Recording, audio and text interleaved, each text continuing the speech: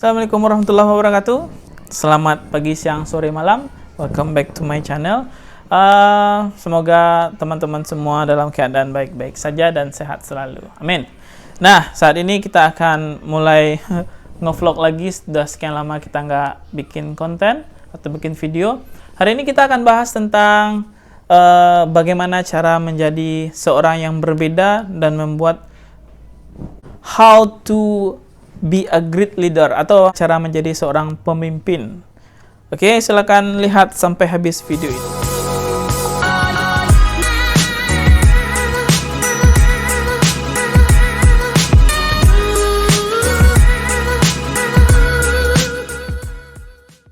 Teman-teman semua, sekarang kita akan bahas tentang bagaimana menjadi satu orang yang mampu membuat perbedaan. Nah, di sini ada kaitannya, ada relasinya terhadap mata kuliah pendidikan karakter dan komunikasi tentunya. Karena orang yang berkarakter adalah orang yang dicari, sedangkan orang yang berkomunikasi adalah orang yang diidamkan kedatangannya.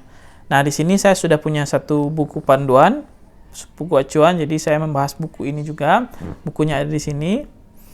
Nah, di sini kita akan bahas tentang bab satunya, yaitu kekuatan kepemimpinan. Di bab satu ini kita akan bahas tentang, di sini buku ini membahas tentang bagaimana menjadi satu orang yang mampu membuat perbedaan. Nah, di sini menarik sekali nih, karena bagaimana caranya satu orang bisa membuat perbedaan. Gimana satu orang bisa menghasilkan perbedaan yang signifikan. Tentunya perbedaan ini bisa membawa suatu yang arah yang lebih baik pastinya ya. Kalau nggak baik, ngapa harus berbeda?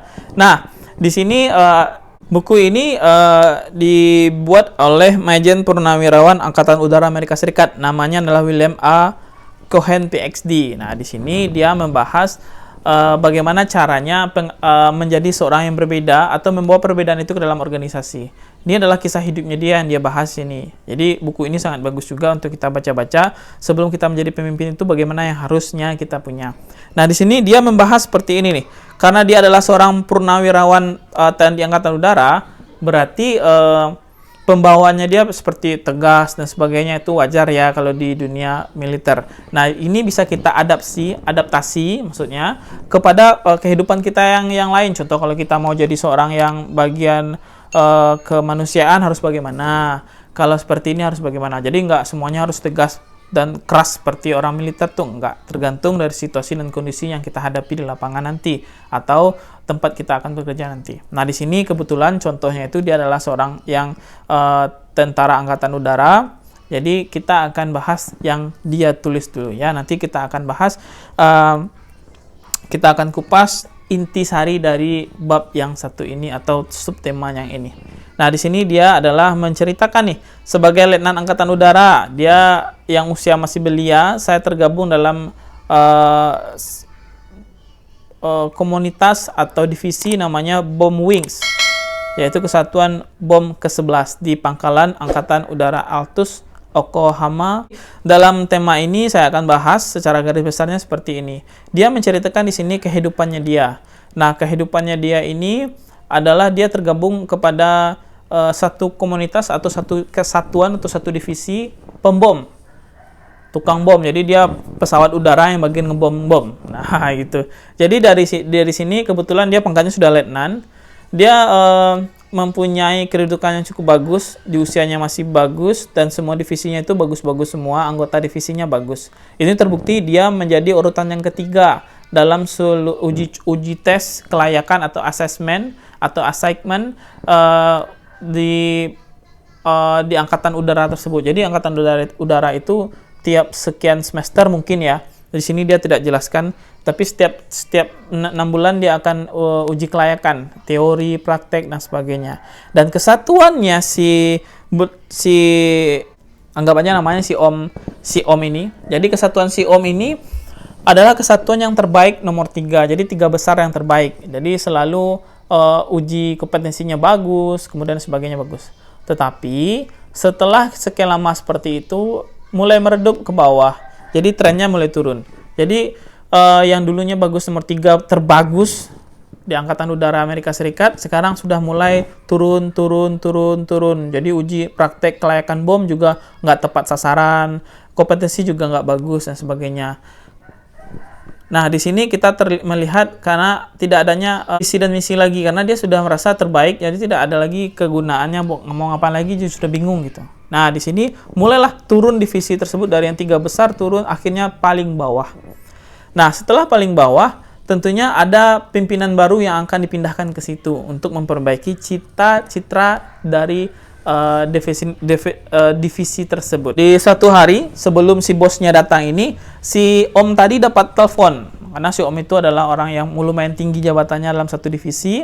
Jadi dia dapat telepon dari temannya dari divisi yang lain. Katanya seperti ini dalam bukunya nih. Ada komandan baru di pangkalan, namanya adalah Kolonel Case. Jauh-jauh ya dari dia. Nah, itu adalah kata-kata temannya. Tapi belum bisa jauh, kolonelnya udah datang. Jadi infonya ini telat datang berarti ini. Nah, ternyata si kolonel itu benar-benar adalah orang yang sangat-sangat tegas. Jadi di situ dia menghapus jam malam, cuti dan sebagainya itu dihilangkan sama dia. Ya. Kalau pastinya kita merasa nih, kita di zona aman, cuti ada, waktu bebas ada dan sebagainya ada. Tiba-tiba orang baru datang, bos baru datang, komandan baru datang, menghilangkan semua kebebasan kita, tidak ada cuti, tidak ada namanya waktu bebas dan sebagainya. Dan dia bilang, kalau saudara tertekan, kalau teman-teman tertekan, kalau ada dalam kru ini yang tertekan, silakan angkat kaki atau pindah divisi yang lain. Luar biasa. Jadi benar-benar seorang yang sangat ditakutin atau dihindari lah, karena dia ini adalah orang yang tidak membuat nyaman itu jadi hilang gitu. Nah, tapi di sini dalam ceritanya ini Kolonel Case, ya, jadi komandannya baru datang itu bertemu langsung dengan 1.500 perwira dan masing-masing airman harus melapor langsung ke dia. Jadi tidak ada perantara, jadi airman atau orang yang terbang atau orang yang pembom harus datang langsung melapor ke dia, one by one, individu per individu. Nah, tanpa perantara. Ia menegaskan kepada kami bahwa dengan jelas kemana kami harus menuju, yaitu kami harus kembali ke posisi puncak kami, 3 besar. Nah, itu adalah visi dan misi dari kolonel yang baru. Dan tentunya arahan seperti itu bukan berarti tidak tanpa cara.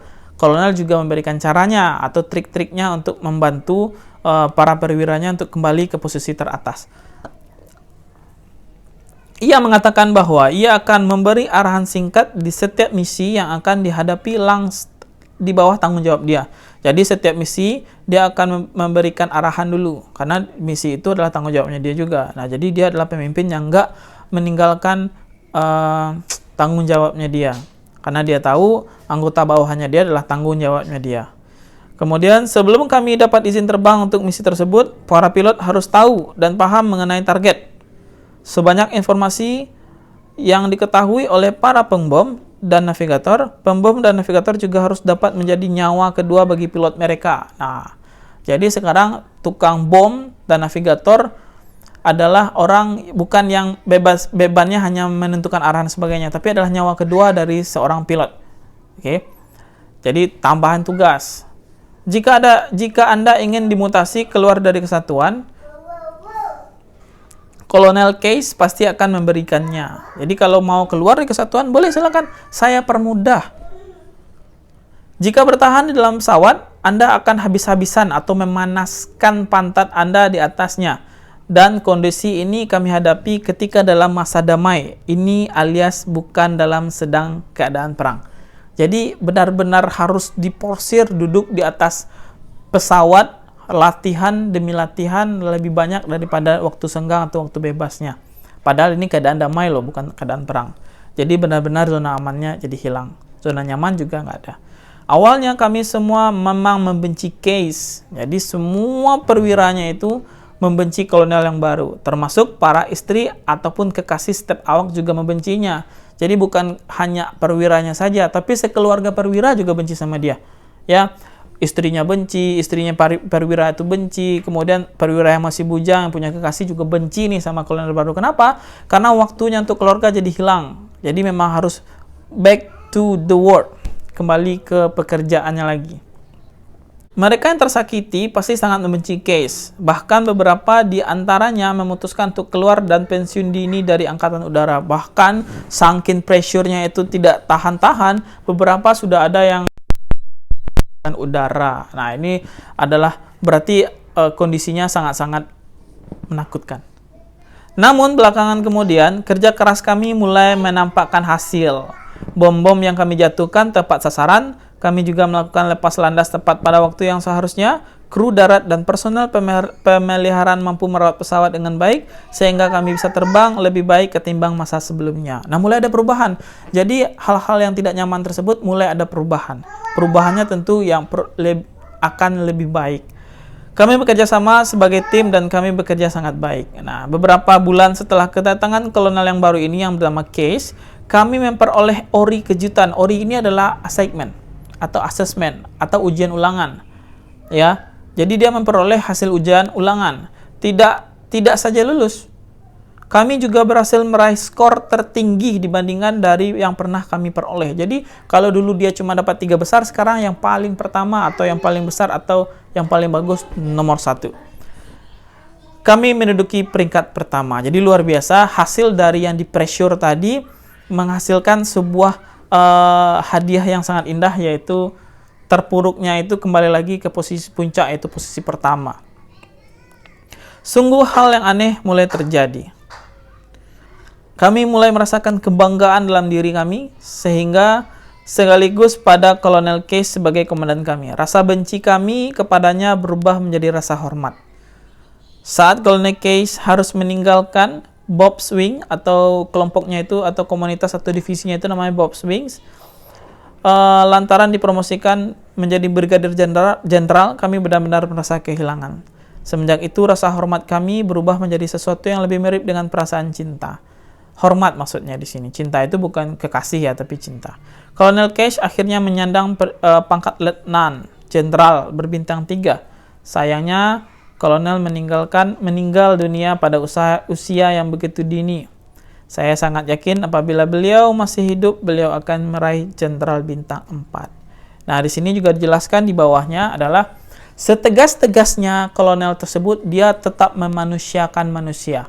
Ya, jika ada jika ada salah satu dari kami yang salah, dia mempraktekkan langsung karena itu adalah tanggung jawabnya dia. Nah, di sini poinnya adalah paling belakang ini nih. Ya, tegas itu boleh. Jadi pimpinan harus tegas benar. Tapi jadi pimpinan harus bisa memanusiakan manusia. Ya, bagi pimpinan yang sudah merasakan tidak ada namanya menghardik tanpa memberikan contoh yang baik, kemudian menghardik atau memarahi dengan rasa tanggung jawab yang tidak ada, menurut teman-teman semua apa? Silakan komen di bawah ya. Nah, teman-teman, di sini kita bisa mengambil intisari dari cerita ini dari bab 1 di buku ini, yaitu satu orang bisa merubah keadaan. Dan mungkin kita pernah dengar kata-kata kalau satu singa dipimpin oleh satu ekor kambing, maka semuanya akan bisa membek atau menjadi kambing semuanya. Tapi suatu kumpulan kambing dipimpin oleh satu singa, maka kambing itu akan menjadi seseorang yang ditakuti. Ya atau tidak? Menurut saya itu benar, karena satu orang bisa merubah keadaan. Nah, di sini di statement terakhir dari buku ini adalah apa yang ia simpulkan. Nah, jadi si buku yang tulis buku ini menyimpulkan, jika ada sesuatu yang saya pahami dari riset saya, maka hal itu adalah faktor yang memberdayakan angkatan kerja dan akhirnya menentukan organisasi mana yang berhasil atau gagal adalah kepemimpinan di organisasi tersebut. Ketika strategi, proses, dan budaya mengalami perubahan, kunci perbaikannya tetap adalah kepemimpinan. Oke, di sini inti sarinya adalah mau salah divisinya, mau salah kelompoknya, mau salah teman-temannya, tetap kembali ke pimpinannya. Pimpinan yang baik itu adalah pimpinan yang dibentuk, bukan pimpinan yang turun-menurun.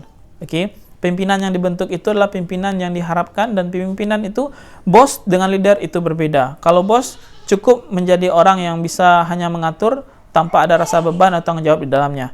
Sedangkan kalau leader itu adalah orang yang tegas, orang yang punya visi dan semua aturannya adalah aturan yang terukur, terarah tentunya, tapi dia memiliki rasa tanggung jawab. Dia berhak marah kepada pimpinannya, dia berhak marah kepada bawahannya, tapi ingat bawahannya adalah yang akan membawa dia maju. Oke. Bagus si kolonel, bagus bawahannya dia, bawahan nanti akan naik menjadi kolonel baru, kolonel akan naik menjadi seorang jenderal yang sangat dihargai. Coba saudara bayangkan, ini adalah si A, kolonel baru, dan ini adalah kelompoknya. Ini tidak bisa memimpin yang di bawah, atau ini tidak menjadi seorang pemimpin yang adil dan bijaksana. Tegas iya, tapi pemarah iya, tapi tidak jelas mau kemana tujuannya. Yang di bawah ini, dia akan merasakan ini tidak ada, bos baru itu nggak ada lah, kacau, marah aja bisa, dan ini semua nggak bisa, ya. Jadi kalaupun ini naik, ada satu orang yang berusaha naik dalam keadaan dengan dirinya sendiri yang bermotivasi, dan ini juga akan naik, tapi yang di bawah ini akan benci kepada dia. Ya, akhirnya kepemimpinan itu menjadi pemimpin yang bertopeng-topeng. Tetapi kalau kita baik kepada bawahan kita itu nanti akan menjadi orang yang baik juga, dan dia akan berusaha terbaik untuk kita, karena dia malu kalau kita tidak memberikan terbaik untuk bosnya, merasa bosnya itu baik sama sekali sama kita, tapi kita tidak memberikan terbaik untuk si bos. Makanya dia akan berusaha untuk memberikan yang terbaik, akhirnya dia akan naik pangkat sendiri karena dia sudah berusaha yang terbaik. Bos yang tadi juga akan naik pangkat. Nah, bayangkan bosnya ini naik pangkat, orang yang di bawahan dia itu adalah orang yang sayang dengan dia. Ini adalah keadaan yang bisa dibilang adalah yang sempurna bagi kita di dunia pekerjaan. Nah, di sini tentunya adalah suatu karakter seorang pimpinan itu diminta, dan gaya berkomunikasi seorang pimpinan itu juga harus diminta. Untuk gaya komunikasi seorang pimpinan, kita sudah ada video yang sebelumnya, silahkan cek di bagian komunikasinya. Kalau untuk karakternya si bos ini, kita bisa ambil arahannya adalah untuk seorang pemimpin itu harus tegas. Ya. Tegas pun saudara, pasti ada orang yang merasa nggak enak sama saudara, nggak enak dengan ketegasan tersebut. Ya, tidak ada yang sempurna dalam dunia ini, tapi tegas itu untuk tujuan yang baik itu bagus. Dan yang kedua, karakter di sini adalah tanggung jawab. Dia tegas, dia pemarah, tapi dia bertanggung jawab. Dia akan memarahi bawahannya, tapi tidak orang lain yang boleh maksudnya dia akan memarahi bawahannya jika bawahannya salah, tapi cukup dia yang memarahi. Tidak ada orang lain yang boleh memarahi karyawannya atau bawahannya. Kenapa? Karena dia adalah tanggung jawab saya. Nah, itu adalah pimpinan yang diharapkan. Yang ketiga adalah pimpinan yang mengerti visi dan misi. Ya, pimpinan yang mengerti kemana dia akan harus dituju. Makanya banyak sekali kita melihat ada kampanye dan sebagainya. Itu adalah salah satu misi seorang yang akan dipilih tersebut. Yang ketiga adalah pimpinan yang jelas, terukur, dan tidak gegabah. Di sini kalau pimpinannya latah, ya, tidak jelas kemana mau arahnya, orang A dia A, orang B dia B, tidak ada pendirian. Coba bayangkan kemana perginya yang akan dia pimpin tersebut. Mungkin sekian saja bagi teman-teman yang punya pengalaman yang menarik terhadap sebuah pimpinannya atau sebuah leader, mau itu dalam kelompok, mau itu dalam apapun, boleh share di bawah. Ya, teman-teman boleh komen. Jika teman-teman merasa ini perlu, silakan diklik link, klik like, subscribe, dan sebagainya. Terima kasih banyak. Saya Agi. Assalamualaikum warahmatullahi wabarakatuh.